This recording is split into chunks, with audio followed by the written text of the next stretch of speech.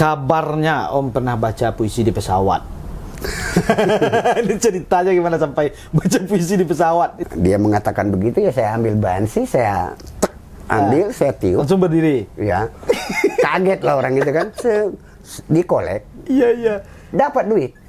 Dan duitnya itu lebih banyak daripada tiket pesawat. Melihat, ya pramugari itu aku melihatnya ya tidak pramugari. Tapi aku melihatnya sebagai seorang kernet gitu. Iya, kernet di kernet ANS apa gitu kan. Jadi puisi hari ini itu lebih banyak di kepala. Di kepala. Bukan Ingat, dari tulis, dada. langsung keluar. Nah, dan itu kan juga gampang, Delek. Ya. Kalau ini negeri festival ini.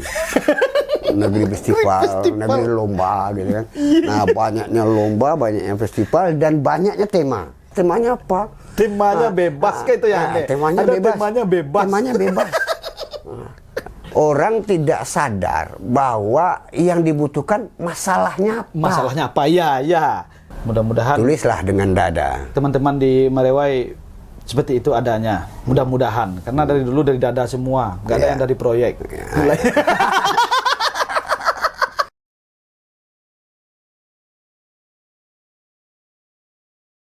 Selamat datang di acara Merewai TV. Saya kedatangan tamu spesial malam ini bersama ini mungkin mamak saya ini. Ya. Om ya Mbak Om ya? Ya. Kitianyir. Oh ya. Berarti mungkin mamak Om saya panggil Om. Salah seorang penyair hebat Indonesia yang saya kenal, Om Irmansyah. Om Irmansyah ini presiden KPJ, komunitas pemusik jalanan Om ya. Presiden PJ, pendiri komunitas jalanan, pendiri teater Langkah juga, pendiri komunitas Kalimalang, Wapres Bulungan bersama Iwan Fals dan Bang Anto Baret kalau nggak salah. Om Ir kan lebih terkenal di jalanan. Ya. Di jalanan. Seorang penyair besar yang ya kabarnya dulu pernah diminta Taufik Ismail ditawari sebuah kolom di Horizon. Itu gimana ceritanya Om? Sepertinya ya ditawari itu nggak ada kayaknya. Oh, itu Ya, kabar burung berarti mungkin ya? kabar-kabar burung atau ada kemungkinan selentingan bahasa dan itu tidak sampai ke kita. Iya. Om Ir memulai karir di jalanan di Jakarta. Kenapa memilih lebih di jalanan ketimbang masuk ke ya banyak komunitas-komunitas mapan masa itu kan? Ya. Masa-masa Om Ir di Jakarta kan banyak komunitas-komunitas mapan yang udah ya kenapa harus memilih jalanan? Alasan Om? Sesungguhnya tidak cuma di Jakarta. Ya. Jadi bermula di Sumatera Barat. Di Sumbar Om ya? Di Sumatera Barat. Teater Langkah di Sumatera Barat ya? Teater Langkah di Sumatera Barat, KPJ Minang Plaza. KPJ Minang Plaza. Oh yang Basko sekarang itu. Dan konsepnya satu aja, sama persis ketika dulu saya belajar di sekolah agama, kemudian dikasih untuk memberikan semacam pengajian atau dakwah ke masjid ya. Ke surau-surau apa. Di saat memberikan dakwah pengajian ke masjid-masjid, saya melihat di situ banyak sekali jamaah-jamaah yang mukenanya atau tilakuangnya itu bagus, rapi-rapi. Dan pas saya pulang, saya berpikir, berarti saya nggak usah lagi memberikan pengajian ke situ, karena memang orangnya sudah siap dengan tilakuang yang bagus dan segala macam. Wajarnya saya memberikan ceramah ke tempat-tempat yang kondisi masyarakatnya yang barangkali agak tidak serapi itu gitu. Mungkin membeli telakuang atau mukena pun juga susah, mereka agak susah. Sama persis dengan kondisi jalanan. Saya masuk di jalanan sebagai penyair jalanan. Tidak ada di Sumatera Barat yang menjadi pengamen atau di jalanan untuk ngamen puisi. Tidak ada. Dan mereka nyanyi. Mereka menyanyi, namanya KPJ, Kelompok Penyanyi Jalanan. Penyanyi Jalanan ya. Maka kita masuk sebagai penyair jalanan. Penyair jalanan. Dan alhamdulillah ternyata kolekan namanya. Ya. Kolekan yang tempat kantong permen itu. Kolekan kita itu masih banyak duitnya dibandingkan yang nyanyi-nyanyi. Yang nyanyi ya. Artinya mereka merespon. Merespon. Tentu saja pembacaan yang bagus dan juga konsep melakukan pertunjukan puisi itu juga dengan format yang agak sedikit bagus.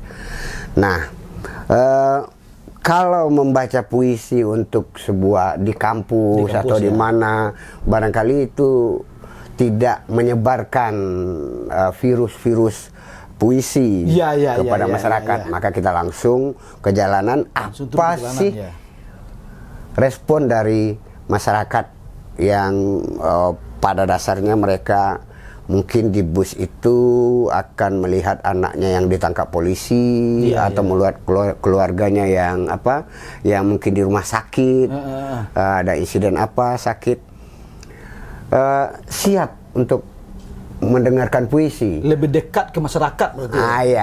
Ternyata mereka merespon baik.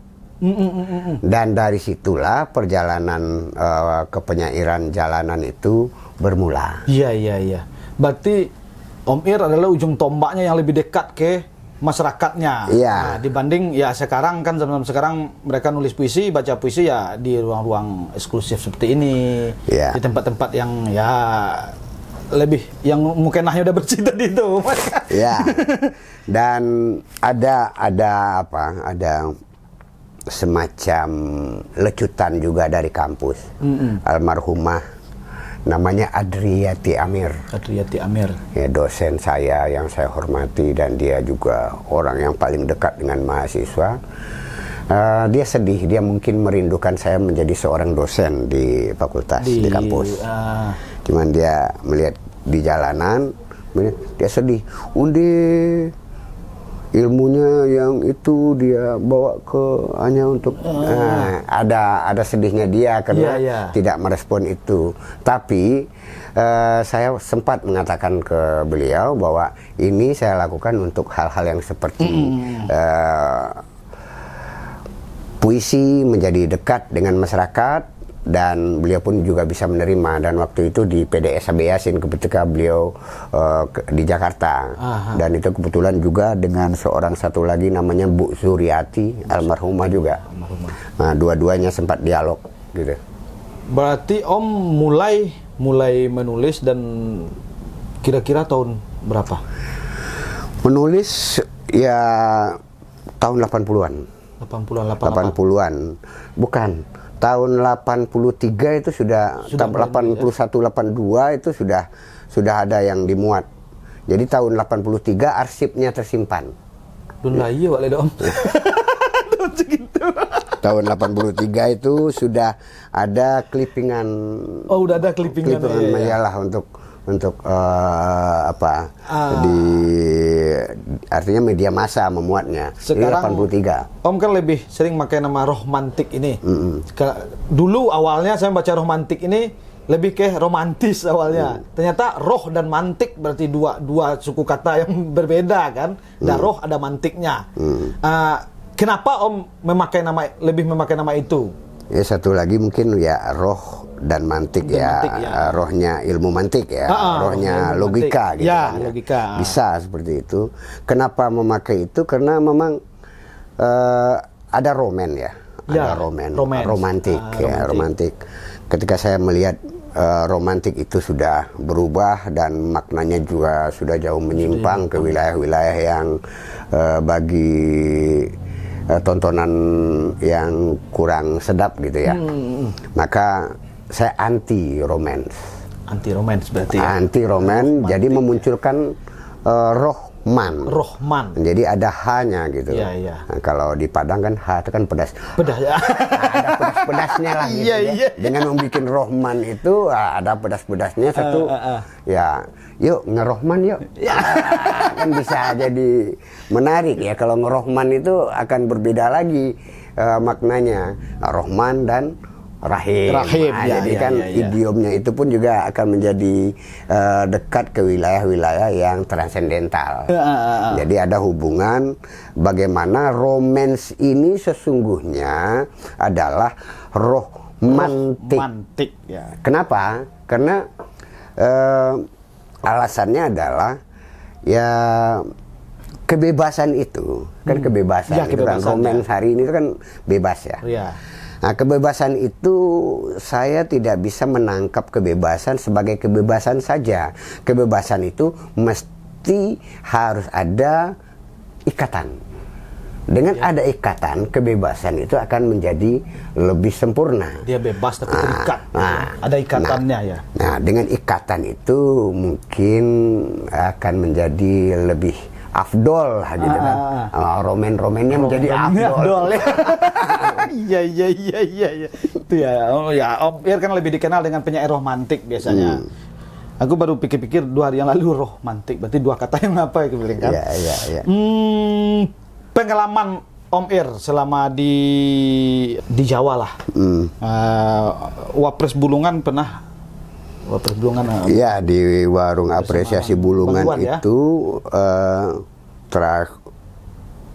2 tahun atau 3 tahun warung apresiasi Bulungan itu orang membuat sebuah buku. Buku itu berjudul Muntah Putih. Muntah Putih. Muntah Putih judulnya. Muntah Putih ini itu penulis-penulisnya ya beragam ya, termasuk artis, termasuk menteri, termasuk budayawan, seniman-seniman Bulungan, dan salah satunya saya diminta untuk menulis.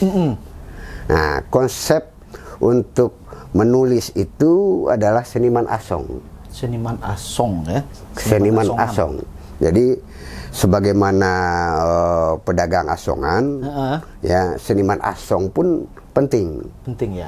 Ya, karena malam hujan, ya kan, harus bayar tiket untuk menonton. Untuk menonton ya. Ya kan.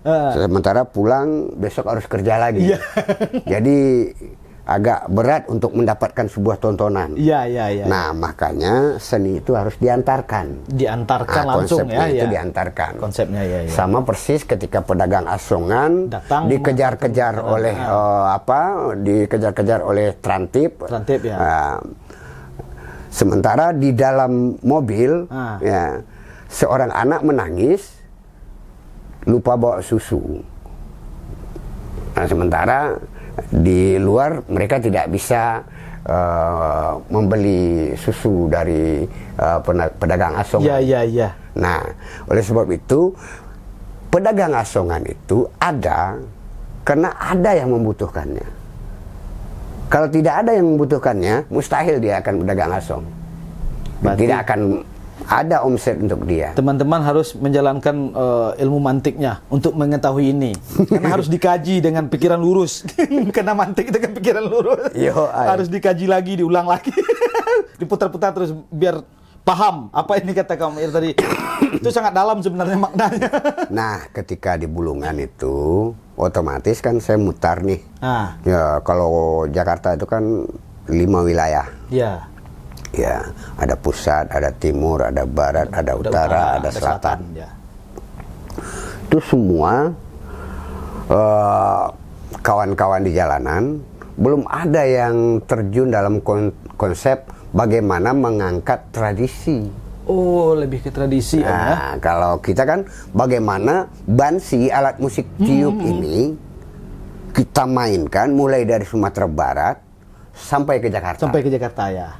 Artinya bansi itu biasanya hanya ketika randai atau ketika tari piring, ya, tari piring atau sebuah komposisi musik yang di dalamnya ada bansi. Tapi bansi yang berdiri sendiri kemudian mendukung pertunjukan puisi itu tidak ada. Nah, bansi inilah yang menjadi kekuatan ya. Nada. Ya, tadi pas penampilan tadi kan nampak tuh. Nah, kita menganggapnya itu sangkala. Sangkakala lah istilah. ketika roh tidak mau masuk ke tubuh Adam, Ya, ya. umpamanya, ya kan misteri sangkala ya. Misteri sangkala ya. Ketika roh itu tidak mau masuk ke tubuh Adam, ada bunyi sangkala itu. Iya, iya. Set, tahu-tahu roh sudah berada dalam tubuh Adam, sangkala ini tidak ada lagi berbunyi. Berarti roh sudah berada di Adam bernyawa. Aku berpikir tadi penampilan tadi Om, kan beda tuh antara gitar sama saluang. Ya mungkin karena roh juga, roh Minangkabau kita bergejolak, jadi mendengar saluang itu tenang. Om membaca puisi itu ya ternikmati. Kalau gitar kan udah biasa, itu kan musik modern, tidak terlalu itu. Itu siasatnya Om memakai bansi untuk pertunjukan puisinya.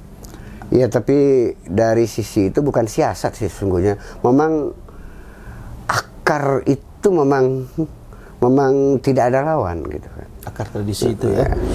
Apapun musik atau apa lagu yang paling bagus itu, kalau tidak ada etniknya dia tidak akan menjadi legend. Iya. Tidak akan menjadi legend. Aku sendiri membaca puisi sebelumnya adalah musik-musik keras dan segala macam, beragam pertunjukan. Ya, ada elektrik, ada akustik, apa. Pas masuk kita dengan alat musik tiup itu, habis itu semua. Hilang semuanya ya. Kenapa? Karena mungkin alam ini. Jadi bunyi alat musik tiup itu dari bambu dari alam tumbuhan langsung, yang langsung gitu. Iya. Nah, dia akan beda lagi ketika dia menjadi decoder kan yang tidak begitu kuat untuk melawan itu. Kuat. Memang main langsung itu yang lebih kuat ya. Dan menemukan itu berdasarkan perjalanan. Iya. Kabarnya Om pernah baca puisi di pesawat. Ini ceritanya gimana sampai baca puisi di pesawat? Itu diminta orang pesawat atau memang spontan aja baca puisi di pesawat gitu? Itu gara-gara pramugari. Gara-gara pramugari, kemudian pesawat juga agak sedikit sepi waktu itu. Dalam penerbangan dari Jakarta ke Surabaya, itu ada event di Surabaya, dan saya melihat pramugari dan bercanda.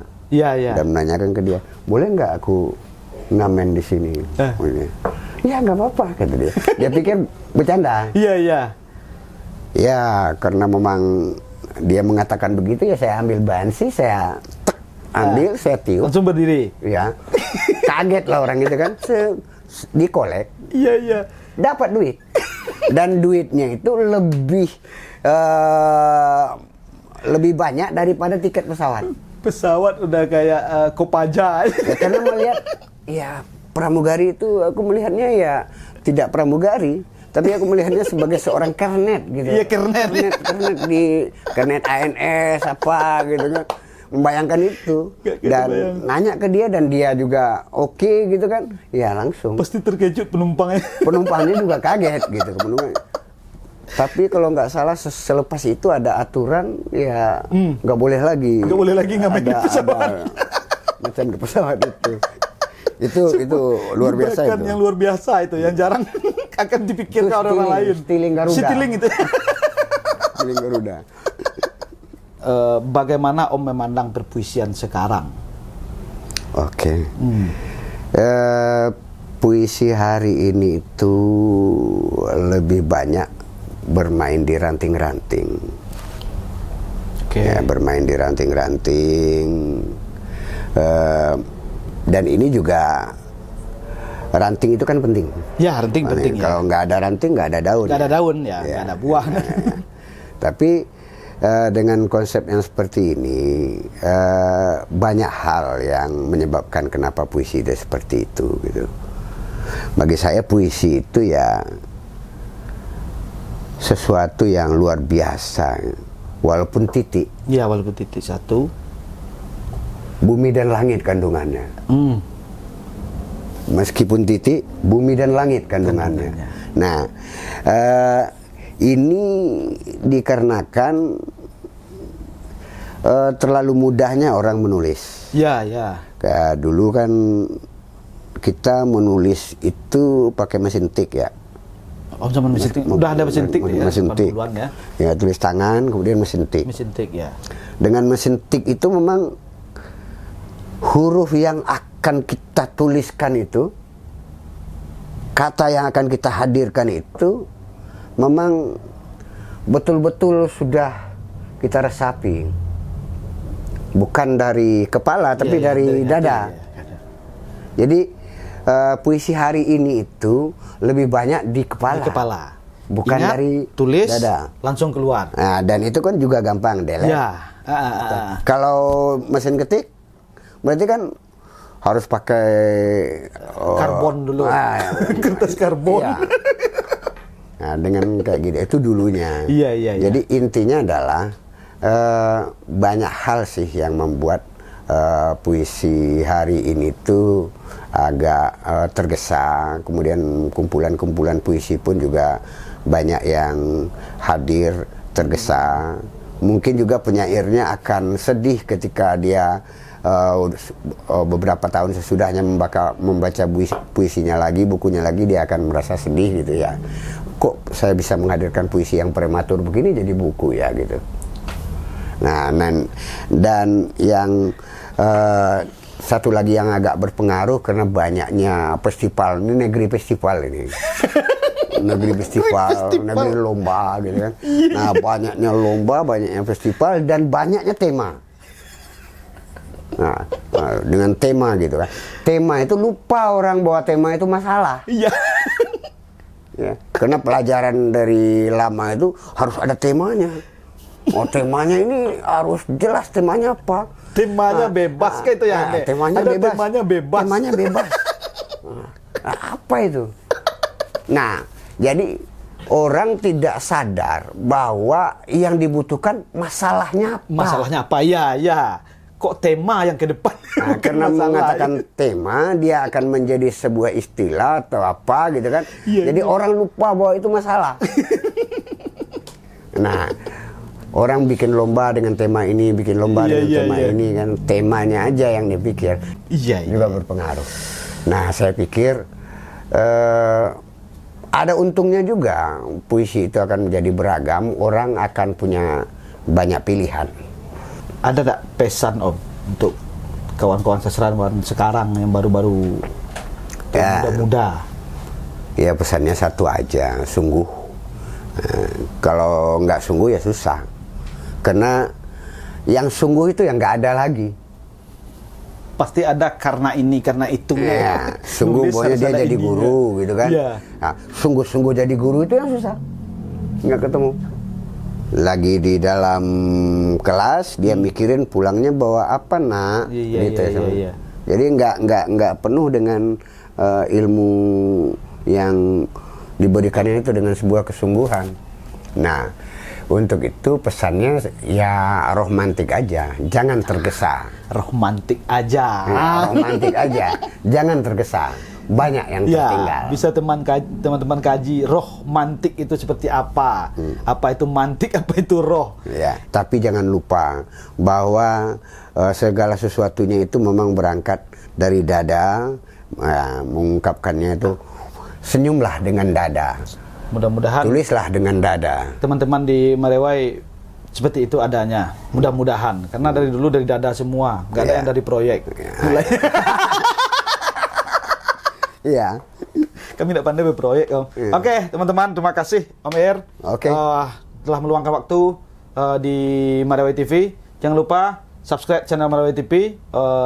Assalamualaikum warahmatullahi wabarakatuh. Jangan tergesa, banyak yang tertinggal. Terima kasih.